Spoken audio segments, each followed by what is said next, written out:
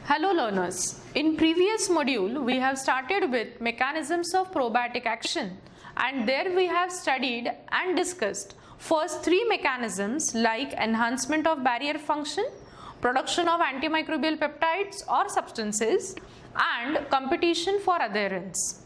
So to move further, let's now discuss the fourth mechanism, that is immune modulation.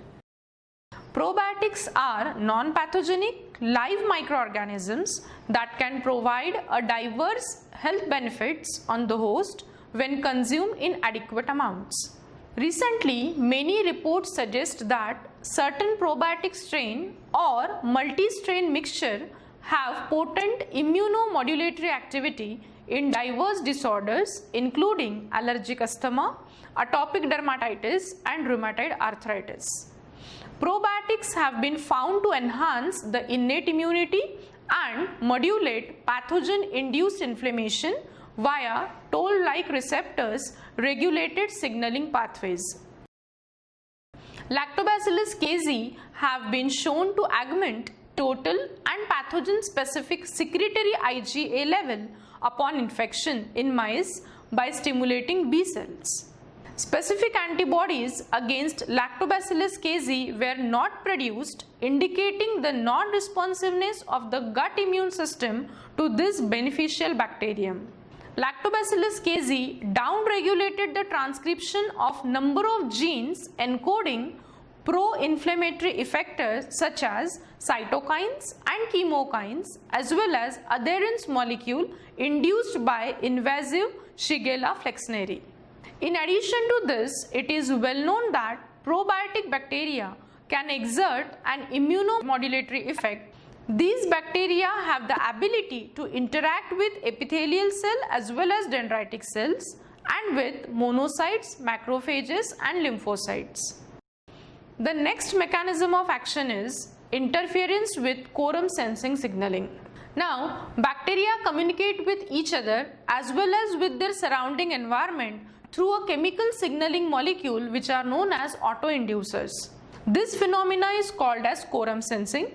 The use of this cell-to-cell signaling mechanism facilitates the regulation of important traits of enteric microbes that allow them to successfully colonize and start the infection in their host. Scientists demonstrated that Lactobacillus acidophilus secrete a molecule that inhibits quorum sensing signaling or directly interact with bacterial transcription of E. coli O157 gene involved in colonization, and thus bacterial toxicity is opposed. So friends, so far we have finished all the basic mechanism of action of probiotics.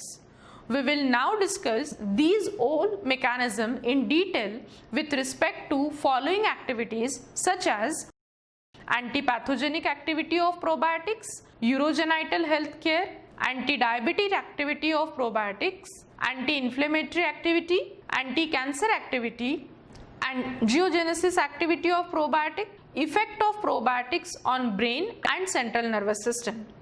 So let's discuss first mechanism, which is nothing but antipathogenic activity of probiotics. Antipathogenic activity is regarded as one of the most beneficial effects of probiotics. There has been considerable research on the antipathogenic activity of probiotics or a probiotic mixture.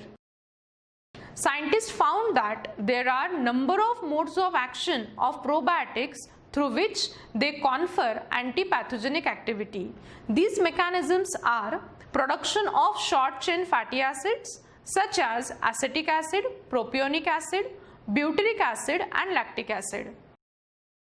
Short-chain fatty acids help to maintain an appropriate pH in the colonic lumen, which is imperative in the expression of numerous bacterial enzymes and in metabolism of foreign compounds and carcinogens in the gut. Apart from short-chain fatty acids, probiotics also produce wide variety of antipathogenic compounds like bacteriocins, ethanol, organic acids, diacetyls, acetaldehydes, hydrogen peroxides, peptides are produced by many probiotics. Among all these compounds, peptides and bacteriocins in particular are most involved in increasing the membrane permeability of the target cells, which leads to cell death. Similarly, the production of hydrogen peroxide by these bacterial groups causes oxidation of sulfhydryl group, resulting in denaturation of several enzymes in peroxidation of membrane lipids, thus increasing the membrane permeability of pathogenic microorganism and consequently cell death. Some of the above said compounds may act by lowering the pH by organic acids like acetic acid and lactic acids. The second activity is urogenital health care. According to Centers for Disease Control and Prevention, more than 1 billion women around the world suffer from non-sexually transmitted urogenital infections such as bacterial vaginosis, urinary tract infection, and several other yeast infections. The most commonly documented bacterial STDs in some developed countries are gonorrhea and chlamydia, which are caused by Neisseria gonorrhoeae and Chlamydia trachomatis respectively. It is well known that there is an association between abnormal vaginal microbial flora and an increased incidence of urinary tract infection. There are about 50 different species inhabiting the vagina like Lactobacillus species, Lactobacillus brevis, casei, vaginalis, delbrueckii, salivarius and many more, which are regarded as main regulators of vaginal microenvironment. Imbalance in the microbial composition greatly influences the health of vaginal microenvironment, potentially leading to compromised state of bacterial vaginosis and UTI. These compromised states can be reassured by balancing the number of Lactobacillus species via the supplementation of probiotics. Next activity is anti-diabetic activity of probiotics. Probiotic may be considered as biotherapeutic agent for diabetes. Several nutraceuticals and probiotic preparations have been studied for anti-diabetic activity in different laboratories.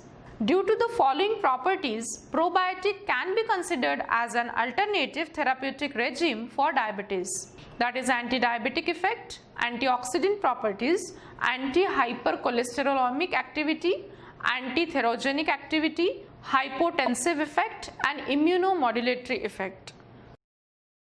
Researchers have demonstrated that Lactobacillus possesses anti-hyperglycemic and insulin releasing activity and insulin mimic and immunomodulatory effect. It also prevents destruction of beta cells by autoimmunity in the children genetic risk of type 1 diabetes. Patients with type 2 diabetes have significantly reduced number of lactobacillus and other probiotics, which positively correlates with plasma glucose concentration.